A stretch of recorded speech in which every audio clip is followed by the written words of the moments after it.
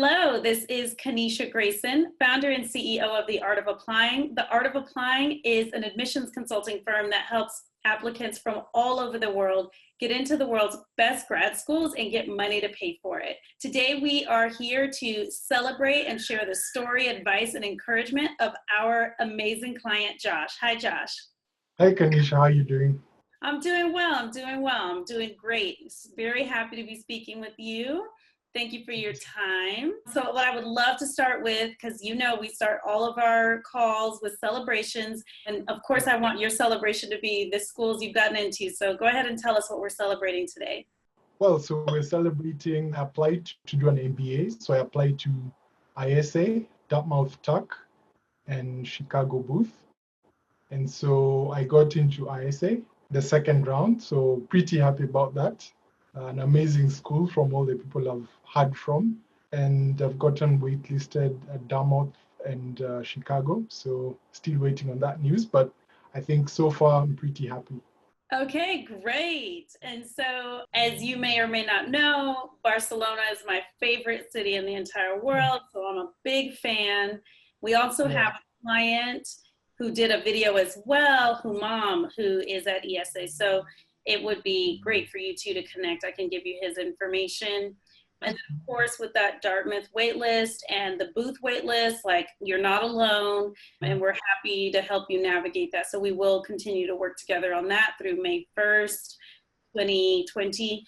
But yeah, so I know the things that people are itching to know are your stats. So as comfortable as you feel, people want to know your age, your work experience, where you went to college, your GPA, and your test scores. So whatever of that you would like to share. Okay, probably I can start from college. So I graduated in 2010. So I did finance at a university in Kenya called Strathmore University, well-known business and IT university. So I got, I think, what you'd call a 3.0 GPA, so second class honors upper division. So that's what we call it here. But yeah, so that's what I got at university. Then I've been working ever since I left university, so for more or less 10 years. Started off in banking and moved into asset management. So that's what I'm doing now. I'm basically a portfolio manager at a company here in Kenya, locally. And that's what I've been doing for most of that time. Other stats, GMAT, I got a 640 on my GMAT. So of course I wanted a better score, but that's what I got and that's what I used to apply. Yeah, so I'm also a CFA charter holder. So I have that as well, of course, from work experience and taking the exams here in Kenya. Okay. Something out of the stats? Yeah, those are great stats. And so, yeah, you're applying as an international applicant from Kenya. That's helpful to know. All of that is super. Maybe if you could tell us your age. Yeah, so I turned 32 this year. Okay, great. Yeah, wonderful. So let's rewind all the way back to the beginning of your application process. How did you find the art of applying? And when you did, what resonated with you that made you reach out for help? Well, so a couple of years ago, I've been thinking about doing an MBA for some time. So I would say 3-4 years ago, I was kind of on the internet trying to look for information. How do I apply? What tricks, what tips are there out there? And I watched a couple of videos on YouTube, a video you made, and kind of went to the website, put my name in. So I didn't end up applying that time, but always got emails from the Art of Applying and from you telling stories about candidates that you've helped, get really great results. And so because these emails kept coming in and they were sort of personal because there were stories of people in there, I decided now when I was looking to apply now more seriously this application season, I decided to ask more, to inquire more about the art of applying. Wonderful, and I'm so glad you did. So the process is for you to have the breakthrough call, and I would just love to hear what you thought the breakthrough call would be like, and then what your experience was like on the call. Well, I would say that my breakthrough call was pretty much what I expected. So it was really trying to find out who I am, or why I'm applying to an MBA, and what I think will help me in terms of my application, because obviously I'm looking for help. And most of it was just trying to understand what my goals are and where I am in the application process and finding out whether the art of applying could help me.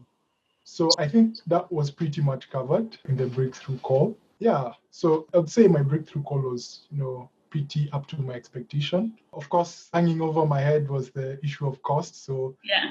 I think it's not usually stated everywhere what it is, but at the back of my mind, I was trying to think about how much am I really going to invest. Yeah, but I think in terms of finding out who I was and finding out about the art of applying, I think the breakthrough call went pretty well.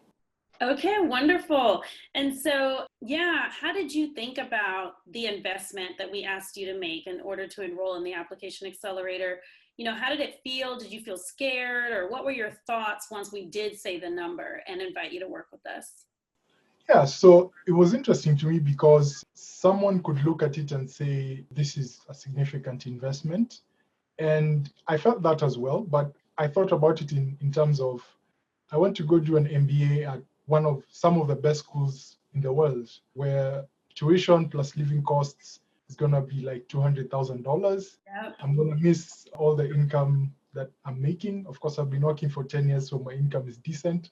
So it's a question of the amount that I'm going to pay, how much is it given how much I'm already willing to pay. So if I'm willing to put in $200,000 and miss out on income, and there's a chance that I could get help that could actually get me in a position to get into these schools, then when I thought about it like that, it was a no-brainer. I felt, I have to do this. And of course, I've said I'm 32, so I really felt that I need to apply right now, and I need to get in this season if possible. If not, probably wouldn't reapply, but this was it for me. So all the more reason to make the investment. That's exactly right. Awesome. So what were the main things you hoped we would help you with in your application process? Yeah, so I think for me, the application process was kind of a cloud. So I didn't really understand what I needed to do. So of course, there's technically what you need to do, go into the platform, put in your stats and write essays. But I felt that, these are the best schools in the world. It isn't like necessarily what I'm used to here in Kenya, where it's just about what were your grades for the exams that you look at. And if you make the cut, then you make the cut. So there's so many people applying to these schools and they want to get to know you. And so I felt that the art of applying would just help me understand what each part of the process means. For example, my CV, what needs to be in there, because if I go to where I am now and reflecting on how the experience has been, it's really important for each part of your application to kind of speak about who you are. Because trying to put myself in the shoes of an admissions committee member, they've never heard of you, they've never seen you, and everything you're putting in, your essays, your CV, and everything you put in on the platform is, you. So the more you're able to talk about it in a way that's revealing of who you truly are, then the better off you become. And I would say that I wasn't really comfortable that I would be able to kind of put all these things in the way they should be. And so I think on reflection, definitely the art of applying helped me do that. Okay, I'm so glad to hear that. So I'm going to first just kind of talk about things that are in the program, and then I want to hear what of those things were your favorite and why. So in the application accelerator, you have your dedicated consultant who you can have one-on-one coaching calls, and then also ask them questions in your portal, and then do mock interview prep with them and also edit with them. And then of course, we've got weekly calls. So we've got the weekly test prep call. We've got the weekly Q&A call where you can just come and ask other questions with other clients. And then we have the weekly writing center call where you can come and live workshop your writing. And then we have the all client Q&A calls that are usually with me every month, where all the clients come together and celebrate, freak out, ask their questions, laugh. I usually give a rant/speech. So I would just kind of love to hear of all the different resources. Which were some of your favorites? And I just need to throw in, we also have the application accelerator resources folder with all the sample essays and resumes, as well as the Q&A vault with the hundreds and hundreds of questions and answers where you can submit any question and get a response from the team. So there's a lot of stuff, right? There's a lot of help, there's a lot of resources. Which of those were your favorite, and which did you use the most, and what did you get the most out of? Yeah, so I think I would say definitely any one-on-one interaction. So the initial call with you, the calls with my consultant. Those were, I think, my favorite because I got a chance to speak to them and ask them questions and basically get feedback about my application and how progress is. Of course, it really helps that on the platform I'm able to ask questions, and in a short period of time, my consultant is able to get back. But I would say was the most important or favorite for me. The resources folder, of course, is really good. There's sample essays in there. There's so much stuff in there that people can take advantage of. So that definitely helped. I would say the other thing that was a favorite for me was the green light process. Basically, where after I've had interactions with my consultant and now it's close to the deadline, then somebody else gets to review it and get feedback to kind of round out the application. That I think was important and really helped to put things together and to put things in context for my application. So yeah, so it's kind of hard to pick the favorite, but those are out. Okay. Yeah. Awesome. Yeah. Our green light process is awesome because, you've been working on your essays with your consultant, workshopping them, you get them near final, and then about a month before your deadline, you get that feedback from someone else on the team to let you know, this is green light, just needs 1 or 0 more rounds of editing, yellow light or red light. And then, I've heard from a lot of clients that they were done with their essays a week or even 2 weeks before the deadline. Yeah. Was that the case with you, or were you still going to the end?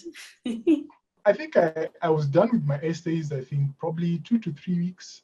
Wow. Because I initially thought I would apply in round 1, but that didn't happen. So we kind of had time to work on the essays and kind of put them up for green light, but it was still a lot of work to do.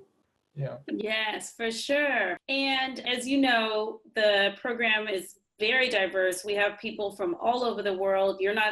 You might be our only East African, but you're definitely not our only African client. I would love to just know if you have any advice or encouragement you'd like to share and just speak directly to other international applicants, East African applicants, or just African applicants. Yeah, I would say if you're really looking to apply to business school or policy school or whatever school you're trying to apply to, it's a good investment, I think, even though I haven't gone to school yet. But if you have dreams about going to these schools and upgrading your knowledge, upgrading your network, and basically getting more out of yourself, I think it's something you should really pursue and be committed to. And because this application process is not similar to what we're used to, especially in East Africa, where you just send in your exam results and that speaks for you, then I would say that if you're not comfortable communicating and laying out your profile and things like that, I think it's a worthy investment to kind of go the route of having a consultant and hopefully the art of applying. Because I would say for me, and after going through the application process, it's very clear to me that these people want to get to know me better. And almost every word, every sentence in my application is important. And so if you're going to have to communicate in this way, I think it's a worthy investment to try and put your best foot forward. Yeah, and try and reach your goals. If you really want to do it, then you want to do it right. You don't want to kind of go and go to the platform, look at some YouTube videos where possibly that could still work. But I think if you really want to put in the effort and do it right, I think you should reflect, think about what you're good at, what you're not good at, and get help where you need to. Good. Thank you for sharing that. And Josh, I just want to say to you that we're still here to support you with that tuck waitlist, that booth waitlist. Were you at the pop-up kind of call that I held on Saturday to talk about waitlists and reapplications? If not, we have the record. Oh, you got the recording from my assistant. Okay, yeah. Good. So I'll be watching that. I kind of looked at it yesterday. It was like 2 hours and it was like midnight. I was like, I can't watch this right now. So no, definitely not. It's 2 hours. So I'm still gonna watch it. But the support from the Art of Applying has been amazing. And even the collaboration between candidates who are kind of applying to the same school and sharing ideas and probably people they've reached out to and different. So that's also a big plus. The community, basically. Yes, the community. I'm so proud and honored by the community that we have among our clients, helping each other, starting that networking that's going to happen when you're in graduate school. So I'm so glad that you brought that up. Okay, well, we're still in this, Josh. We're still with you. It's May 1st, so we have some time to work on those waitlist things. And also, Barcelona is my favorite city in the world. So ESA could be really lovely. Thank you so much for sharing your story today. It's going to inspire people, encourage people, and really help that person who's watching this at 1 a.m, stumbled on this video when they were Googling something, and they're going to be like, wow, like, I see myself in him, and if he can do it, I can do it too. So thank you so much for sharing your story. No problem. Happy to. I mean, my experience has been great, so happy to share. Wonderful. Thanks for watching. Are you ready to take your application process to the next level? The Art of Applying helps you get into the graduate school of your dreams and get money to pay for it. Book a free quick call from the link in the description to get started. And subscribe to our channel for more application tips and success stories.